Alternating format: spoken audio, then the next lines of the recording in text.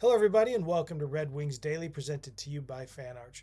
I am your host, Kirk MckNight, author of The Voices of Hockey, Broadcasters Reflect on the Fastest Game on Earth, and coming to you from the southwest corner of Washington State, 2,454 miles from Little Caesars Arena. Now, there was no action for the Red Wings yesterday, nor will there be any tonight, as they prepare for tomorrow night's game against the Canucks back at Little Caesars Arena.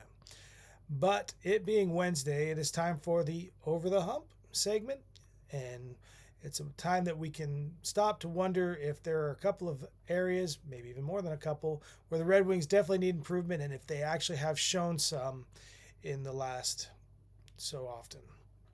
Now, one area that really stands out to me, and it's something that's known basically league wide, is the Red Wings' failure to score in the first period. In fact, I believe entering Monday's game at least, they were last in the league as far as first period goal scoring. But then again, they got 3 goals in the first period on Monday, so that might have changed a little bit.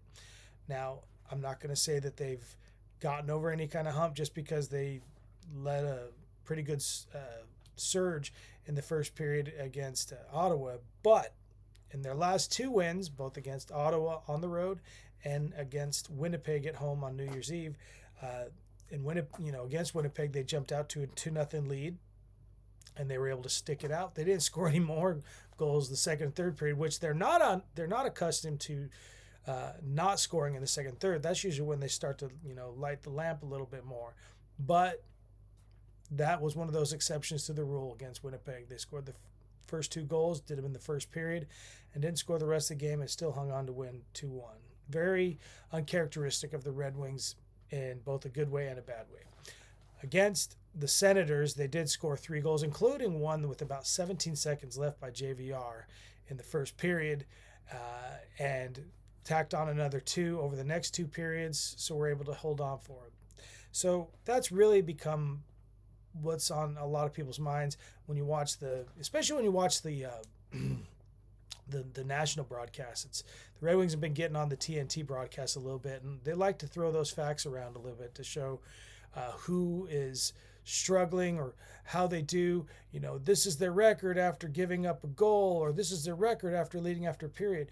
They like to throw around things like that as far as if a team struggles out the gates, and that's one of the stats that has been really touched on quite a bit, both on the local and the national broadcast for the Red Wings. So we'll just have to see moving forward if they are really going to get over this hump and start to have some first period offense, because I think that would be great to set a tone for them. They really can show their grit a little bit. You don't want to see necessarily a game like Winnipeg where it's a one-shot game for the second half of the third period and practically no shots for you, but plenty of shots for them. And it seems like the puck is in your own zone a lot more times than it's not. We don't want that. Obviously, it's nerve-wracking.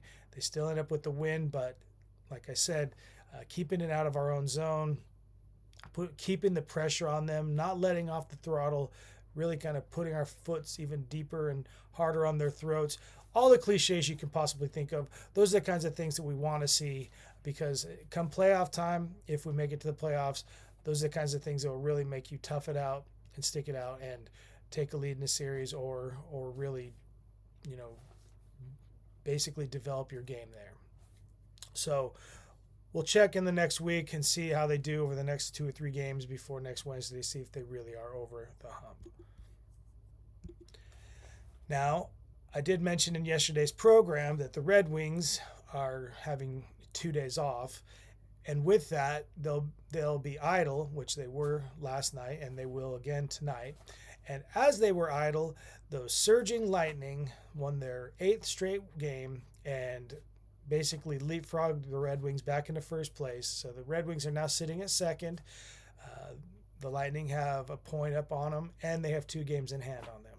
Tonight, the Canadians are going to have their chance with the Red Wings being idle to maybe perhaps go into a virtual tie with them with a game in hand after the game tonight. So if the Canadians can win tonight, they'll get those 2 points. They will be tied with the Red Wings, and basically via the tiebreaker, which would be the game in hand, you would think that they'd actually be above them. And the Red Wings have it's possible they might go into their game Thursday in third place without having even played a game over the previous 2 days. So we'll just see how that happens. Other action in the league. I already mentioned the Lightning. They beat the Avalanche. Now the Avalanche have lost 2 regulation games like in the last week. They'd only lost 2 regulation games all season leading up to this last few days. So I don't know what's going on. I don't want to sound the alarm, but man, they've lost 2 regulation games in very little time.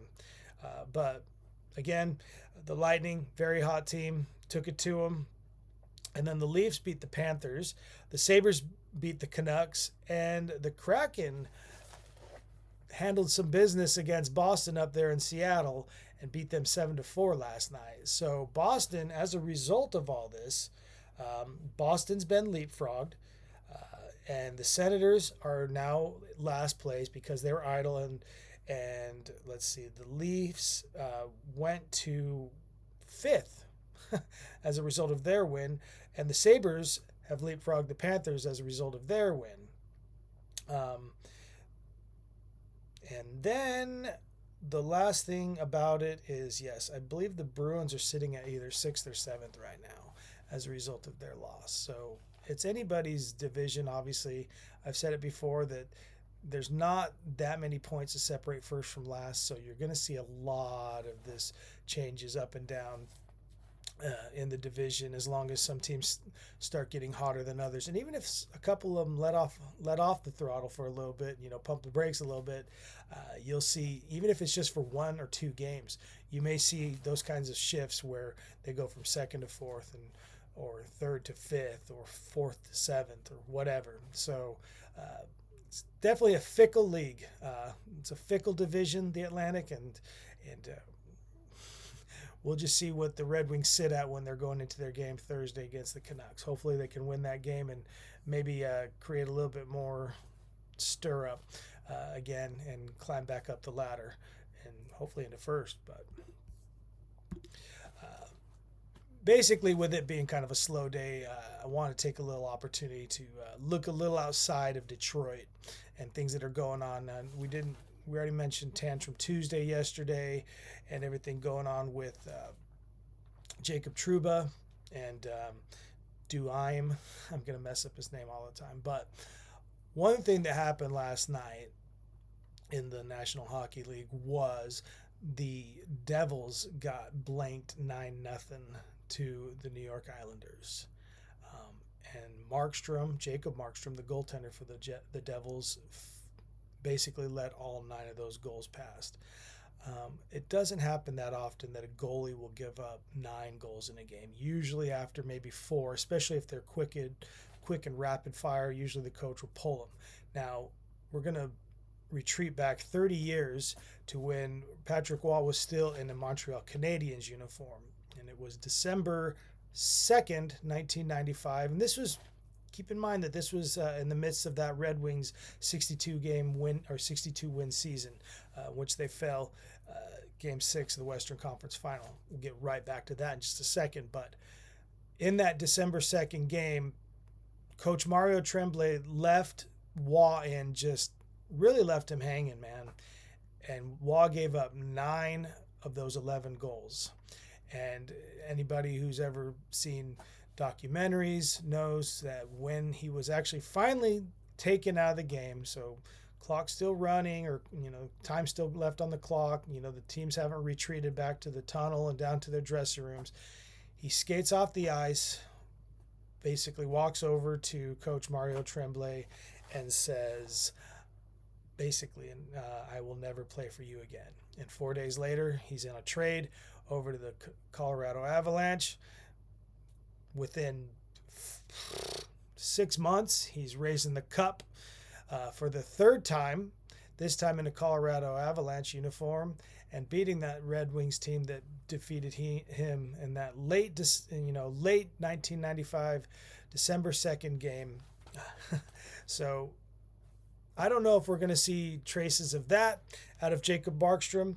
And then, Coach Sheldon Keefe, I don't think there was any moment where Markstrom walked over the bench and says, I'll never play for you ever again. But looking at those two, Wall had 17 saves on 26 shots that one game. And I believe that Markstrom last night had 15 saves on 24 shots. So he gave up 9 goals. So really, you don't like to see that. You really got to feel for somebody when the coach is leaving him in.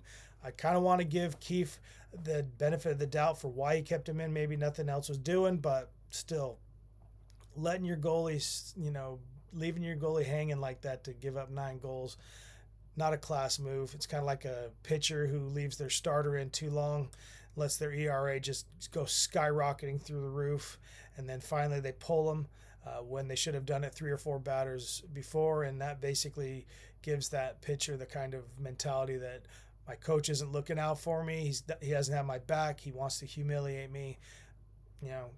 Don't know if that's necessarily what Sheldon Keefe was doing against Jacob Markstrom, obviously, but you always got to question letting a goaltender basically let 9 behind him into the back of the net.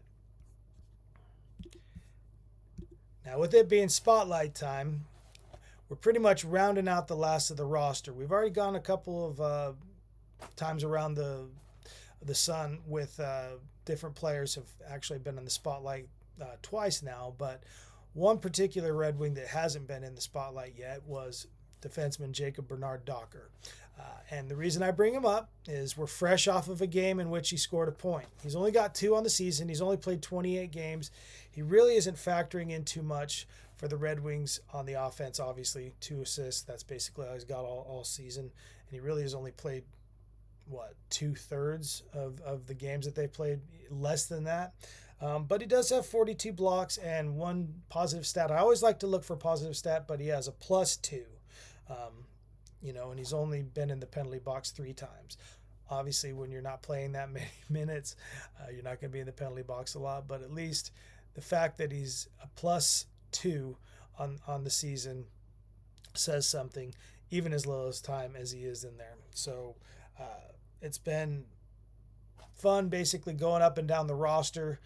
Obviously, some players are just running away with points every night. You got people like Raymond who have the team lead in points. Then you got people like Larks and DeBrincat who have the team lead in goals.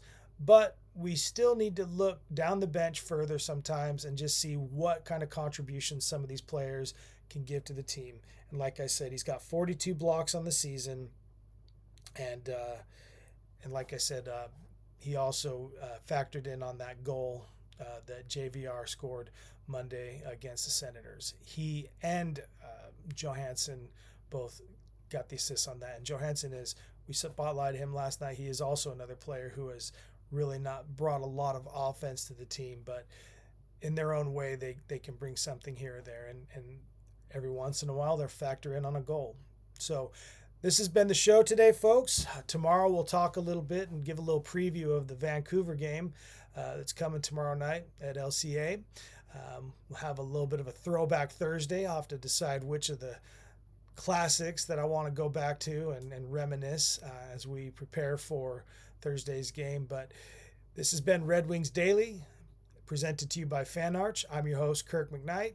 Again, the voices of hockey, broadcasters reflect on the fastest game on earth. Just came out in Audible, folks. So if you're looking for a good listen with a good, smooth, silky voice narrator of Chuck Bowler, definitely not me, but Chuck Bowler being the narrator. The book is available on Audible. You can get it on Apple Books too. 12 hours, 65 broadcasters, 35 teams. Plenty enough to discuss and plenty of insanity, from mascots nearly getting killed to players nearly getting killed to Stanley Cup glory to players going into the stands, fans coming onto the ice. You name it, it's there all across the league. All teams represented and plenty of yesteryear's venues as well. So until then, LGRW from the PNW.